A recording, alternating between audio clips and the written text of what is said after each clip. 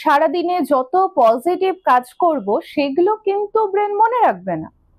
10টা ভালো কাজ করলাম, ব্রেন ভুলে যাবে, কিন্তু তার মধ্যে যদি একটা নেগেটিভ পয়েন্ট থাকে সেটা কিন্তু ব্রেন মনে রাখবে এবং রাতে সেটা নিয়েই কড়া নাড়বে। মস্তিষ্ক পজিটিভ জিনিস যেটা আমাদের মাথায় অতটা প্রভাব ফেললো না সেটা কিন্তু মনে রাখে না, মনে রাখে নেগেটিভ দিকগুলো। তো রাতে যখন আমাদের ব্রেন কোনো কাজ করছে না, নেগেটিভ জিনিসগুলো কড়া নাড়ছে, আর সেজন্য আমরা ঘুমাতে পারছি না, যেটাকে সাইকোলজির ভাষায় বলা হয় সার্ভাইভাল মোড। এই সার্ভাইভাল মোডটাকে কি করে বন্ধ করব সেটা কিন্তু আমাদেরই হাতে।